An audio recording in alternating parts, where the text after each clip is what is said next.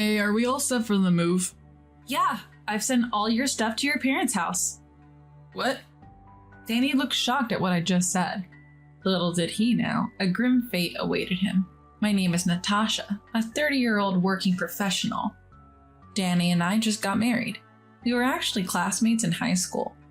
Back then, we were just friends and not romantically involved. After high school, we lost touch, only to reunite a decade later. Our reunion happened at a classmate's wedding.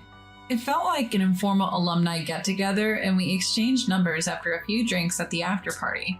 We hit it off instantly, and there was something comforting about being together. From then on, we'd grab drinks after work or spend our days off in cafes, and eventually we started dating. After dating for 2 years, we decided to tie the knot. Never in my wildest dreams did I think I'd marry him. Life is full of surprises, but of course, I was thrilled to be marrying him and couldn't imagine tying the knot with anyone else. I was head over heels for him.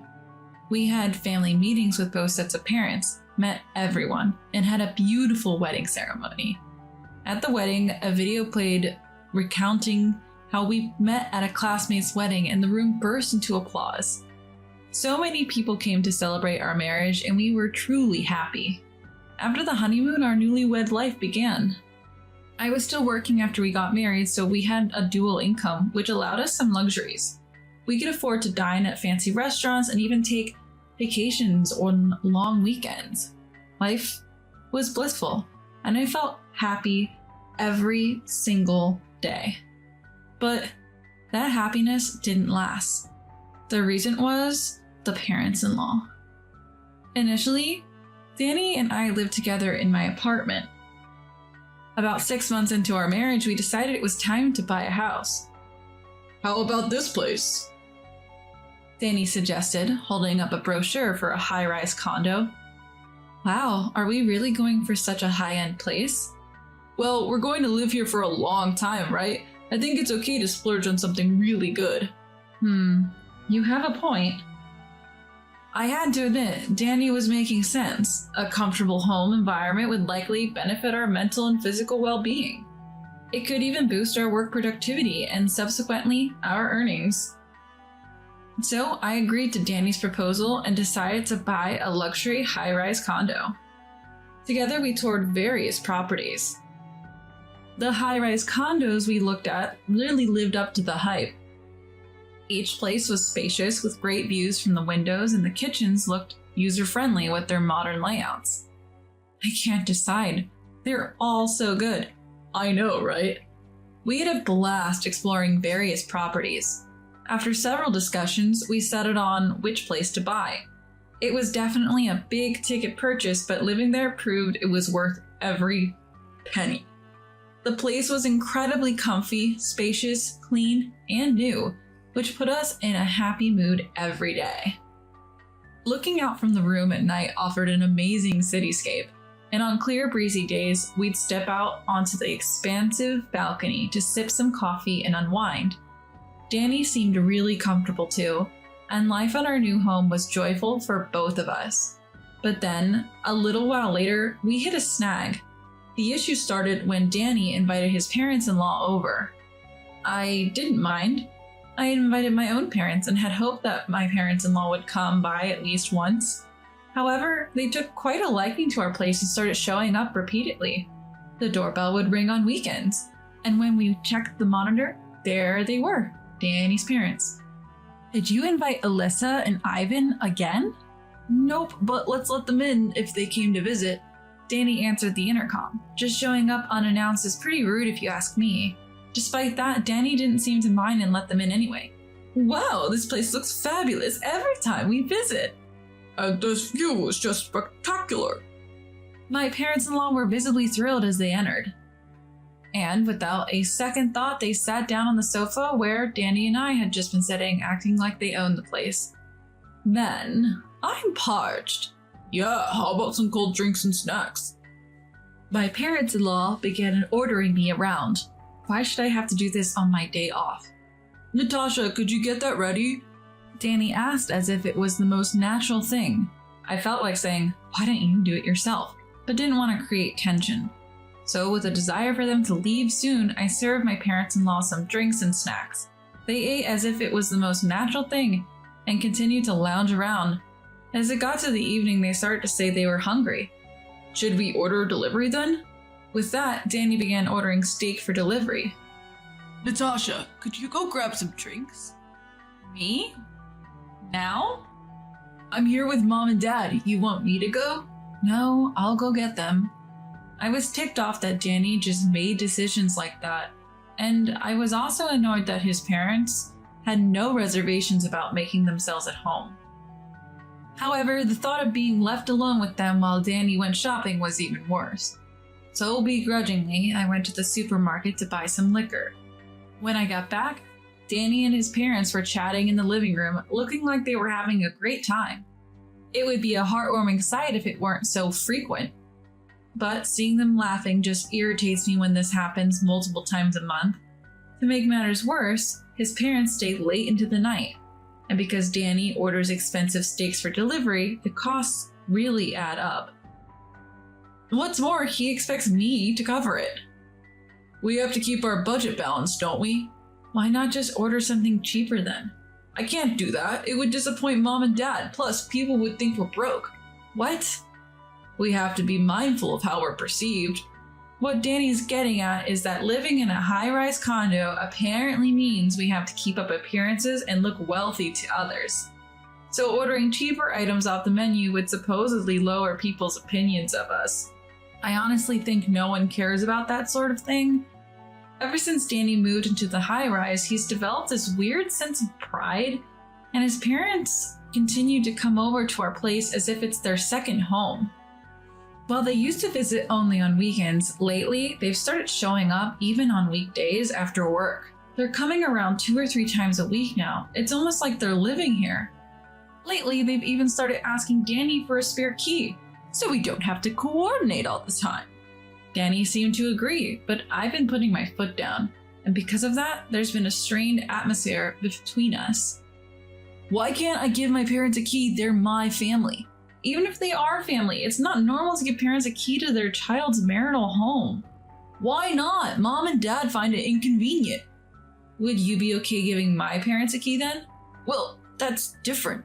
See? You can't say yes. What you're suggesting isn't normal, and you know it. Stop nagging me. You're making things complicated. Complicated? How? I'm just trying to make things easier for Mom and Dad. Stop arguing against it. Don't you use that tone with me. And don't you get in my way. I'm just trying to be a dutiful son. After that heated exchange, we stopped talking to each other for a while. I didn't say anything wrong. I think Danny, who's put himself on a pedestal, is the one in the wrong. Yet Danny doesn't apologize and even invites his parents over as if nothing is wrong.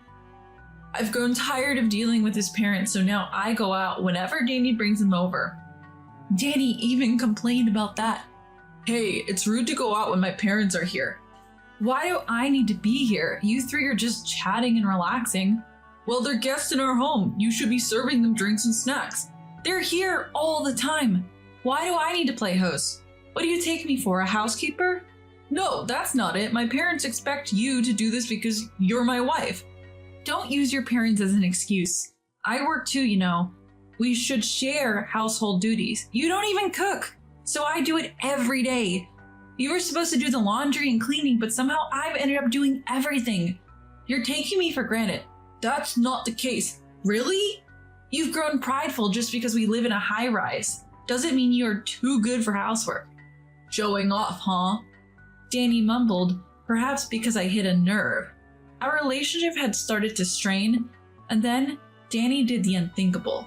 One day, I came home from work to find his parents there. Natasha, you're finally home. Alyssa, what's going on? Danny and I were having an important conversation. We want to include you, but you weren't here. An important conversation? I had to work late. What's this about? We're moving in. Excuse me? We talked it over. You didn't like the idea of giving them a spare key, right? So Mom suggested that we could just live together. That solves the problem. I thought it was a good idea, so we decided to move in together. We've got a spare room, too. How can you decide this without me? We've discussed it. It's your fault for not being here. That's right, it's your fault. No, if it's that important, you should have told me in advance. Besides, I don't approve of this arrangement. When I said that, his parents looked displeased. Why should we have to get your approval? Especially when you're only living here thanks to Danny. What? I was baffled by what they were saying. See? Natasha always gets carried away. It's hard having her as a wife. Even Danny chimed in, and it clicked. Apparently, Danny had told them he bought the apartment, when in reality, it's in my name and I'm covering 80% of the mortgage. No, actually, Danny's not contributing financially at all. I'm shouldering the entire cost. Danny started getting carried away and said, if you keep defying me, we're getting divorced, you know. Oh, I guess that means she'll be kicked out of the house, huh? If you want to live a comfortable life, you better not defy us. My parents-in-law chimed in, provoking me just like Danny. At that moment, whatever love I had left for Danny vanished. I'm so done with these people. All right, let's get divorced. What? The moment you mentioned divorce, it was over. I can't continue with you. The three of them looked shocked when I said that. But not wanting to be belittled by me, their son's wife, my parents-in-law pushed for the divorce. Leave her, just like she said. Yeah, Danny, we don't want to live with her either. Persuaded by his parents, Danny seemed to have made up his mind about the divorce. Fine. Start packing and move out. We're done. I'm glad Danny agreed to the divorce. So, no distribution of property then? Of course not. I won't give you even a penny. Lucky for me, Danny isn't the sharpest tool in the shed. Can I have 2 or 3 days in? I need time to prepare for the move. Hurry up. Well, the weekend's coming up. Mom and I could go on a trip. Oh, how nice. Let's go to Hawaii. And so, Danny and his parents were all excited talking about the trip they were planning. For me, the prospect of them being away was a breath of fresh air. They eventually left for their parents-in-law home. I immediately contacted a moving company. After that, I had them pack up and move all of Danny's stuff. A few days later, Danny returned home alone. What? You're still here? Danny looked disappointed to see me. Seeing your face really ruins my good mood after a nice trip. Oh, really? Could you sign the divorce papers then? Fine, whatever. Danny looked annoyed as he filled out the divorce papers. Then he handed the paper to me in a rough manner. Hey, are you done with your moving preparation? I still see some of your stuff. Yep, I've shipped all your belongings back to your parents' house. Nothing of yours is left in my room. Danny looked shocked at what I said. What do you mean?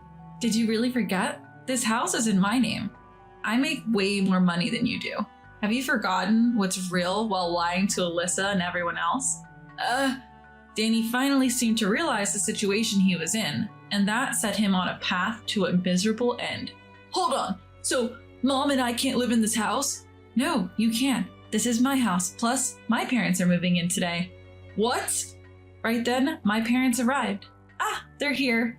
Danny's face turned pale and froze as my parents entered the house. Danny, I heard from our daughter. Seems like you've been treating her pretty badly. Well, you see, don't bother making excuses. I don't want to look at you. Get out of my daughter's house, now!